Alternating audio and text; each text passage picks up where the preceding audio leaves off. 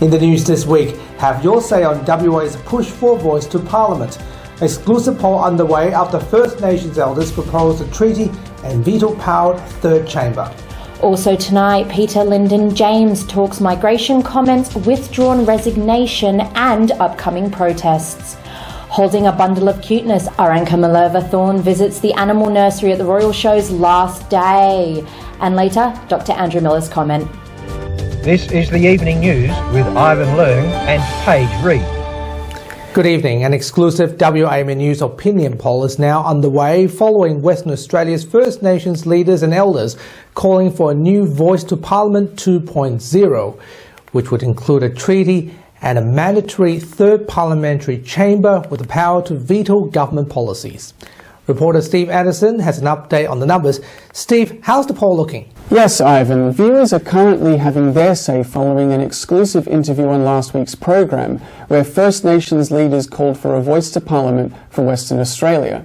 In our opinion poll, we're asking, with First Nations leaders and elders demanding a treaty that establishes a third chamber with veto power in WA's state parliament, do you support a Voice to Parliament 2.0? So far, 12% say yes we should, more than 80% say no we should not, and only 2% believe it should be done at a federal level. This poll will continue to run until next Friday. Both elders spoke on last week's program about the reasons behind the push.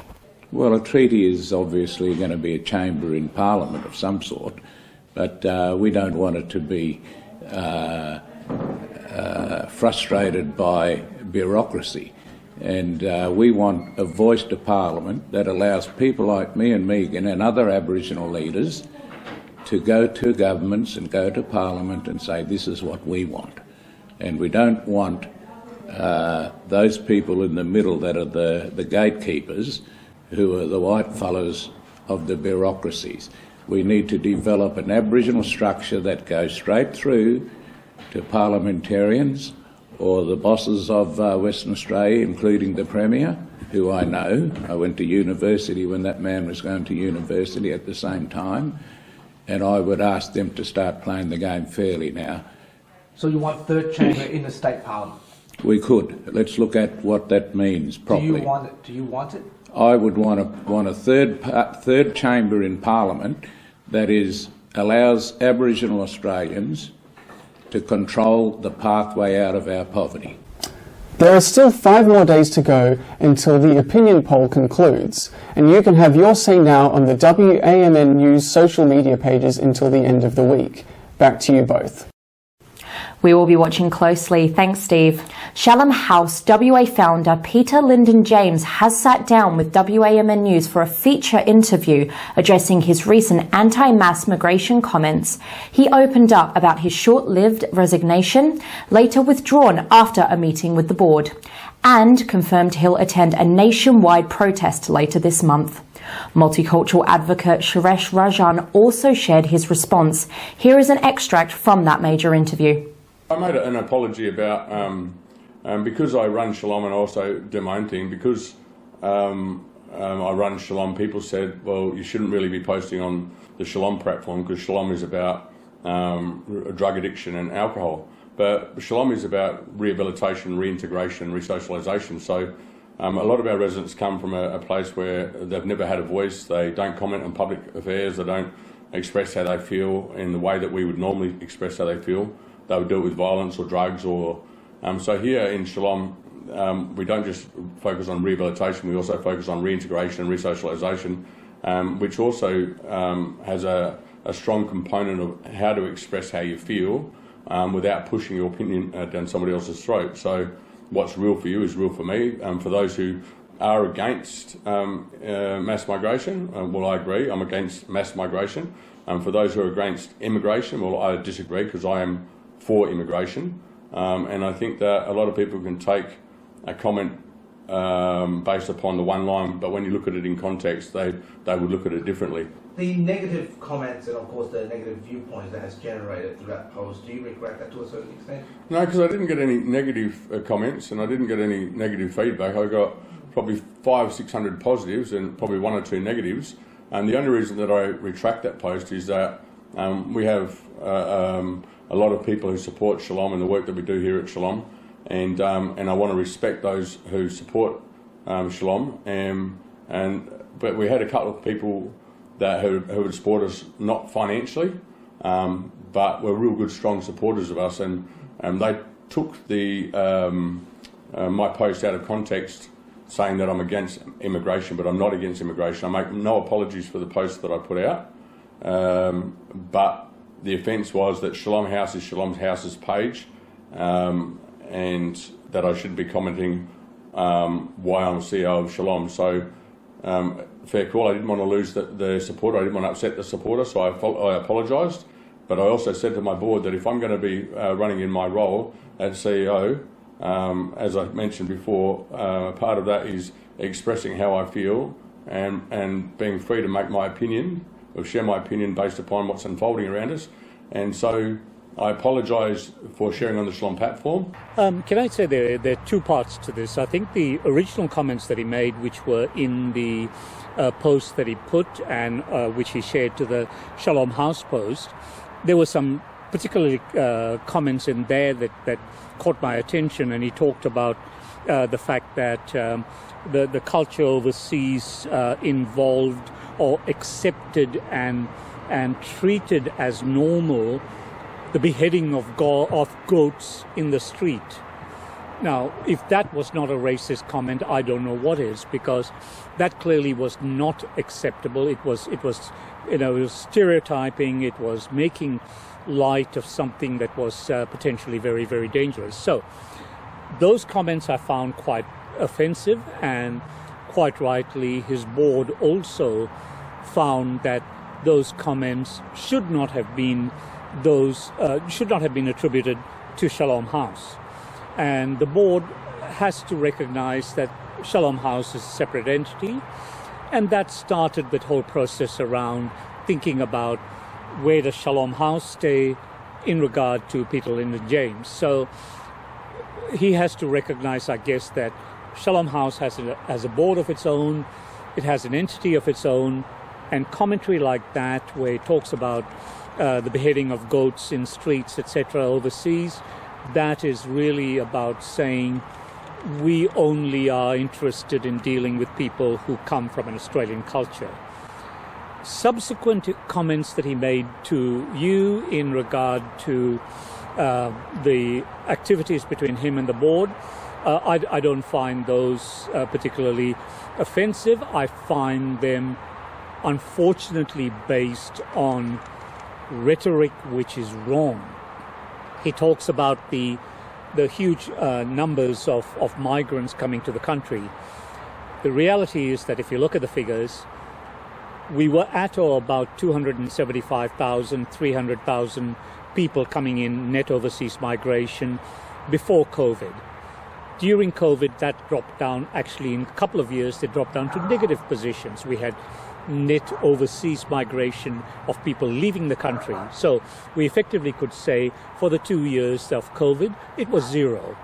The year after COVID, it went up to 535,000 people because they were making up for the people that had not come through the previous 2 years. That figure of 535 has dropped markedly in the following 2 years. It continues to drop. And you can watch Peter's complete 18-minute interview along with Mr. Rajan's response right now on WAMN News' social media pages.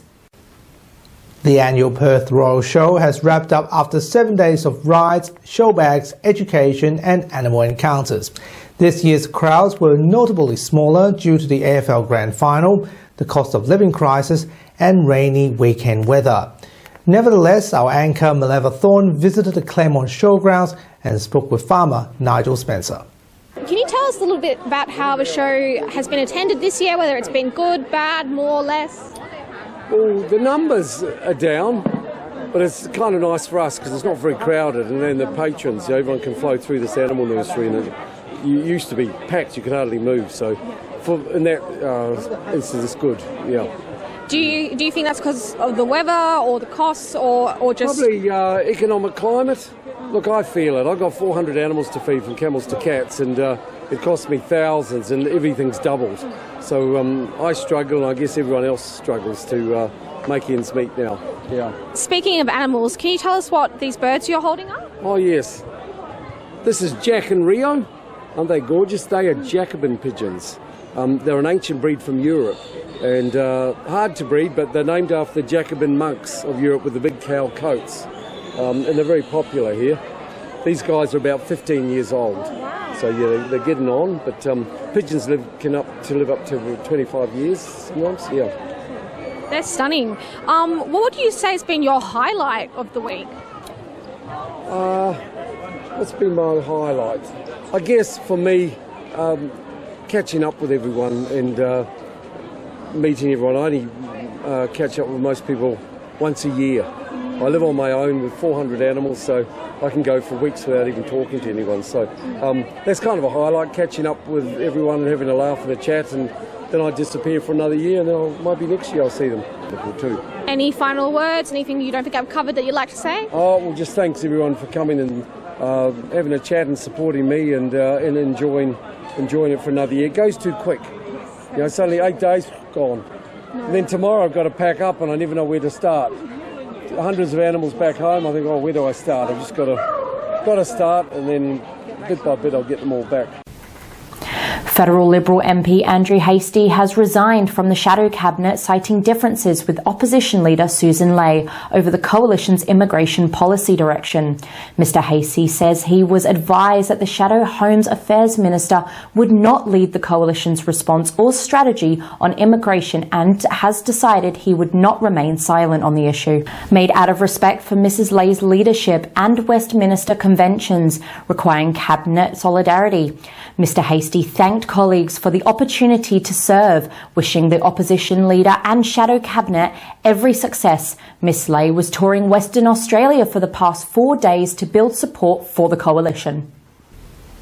A man has died and another was injured after a Chevrolet Cadillac and Ford Ranger collided on Mitchell Freeway.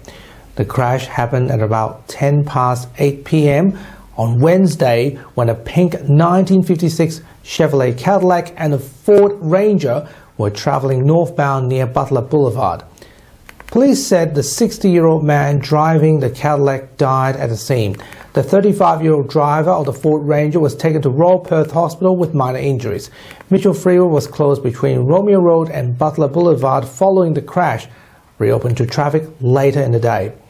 Major crash investigation officers urge anyone with dash cam or mobile phone vision of the crash to upload it directly to the investigators via the police online portal or contact Crime Stoppers. More than 400 firefighters and their families marched from Forest Chase to Parliament House, demanding better pay and improved working conditions. The United Professionals Firefighters Union of WA is calling for a base wage increase of $38 an hour, warning that the station's closures and trucks decommissioning are putting community safety at risk.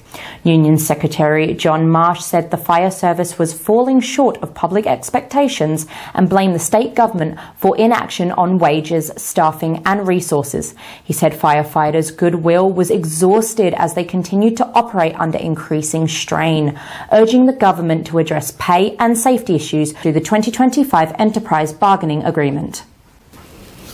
And now here's Dr. Andrew Miller with his weekly medical and news commentary. Hi, thanks for your time. Just got back from South Africa and was involved in some meetings to do with people who work in anaesthesia and the healthcare system over there. And certainly they have some very, very smart and experienced doctors, and they face resource challenges, just like we do, but probably on a bigger scale in certain ways. We really need to be protective of our universal healthcare system because it contributes not only to the health of the most vulnerable in our population, but to that of everyone. If we have a society which looks after its weakest, then the whole society is a much more enjoyable place to live. South Africa does face challenges, but they're making strides forward, and I think they could be proud of the progress that they're making. And here in Australia, we're facing a time where standards have slipped over the last 30 years because of underinvestment by governments. We've got to hold our politicians to account, let them know that we expect that whoever turns up to an emergency department or onto a public hospital waiting list should be treated according to the need that they have, rather than bank balance that they have. Thanks very much for your time. Thank you, Doctor. So, Ivan, what do you make of Melly at the Royal Show with that bunny this weekend? She certainly loves it. She held it like a baby event. In fact, take a look at this. It's just so lovely, isn't it? Bundle of joy. You held it as well? Yeah, last week, yeah. Very cute. Well, that's something that you have to experience at the Royal Show, the Velvet Rabbit, eh? Can't miss it for the world. And that's our weekly news and current affairs. We have the latest news on our website, wamnnews.com.au. Subscribe to WAMN Extra News Club, supporting independent local news, keeping democracy strong. wamnnews.com.au/news/extra. Now, Melly had a lot of fun at the Royal Show. Hopefully she'll be back on the chair with us next week. Until then, thanks for watching. See you next weekend. Goodbye. Thank you for watching.